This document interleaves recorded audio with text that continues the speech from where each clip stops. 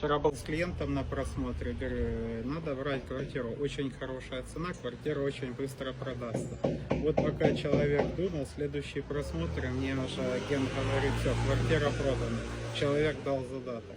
Ребята, хорошие варианты, они реально долго не стоят.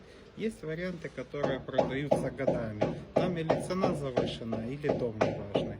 Поэтому хотите купить квартиру, квартира в вашем бюджете, покупайте. Ждать снижения цены в ближайшие годы я не вижу к этому тенденции. Как-то так.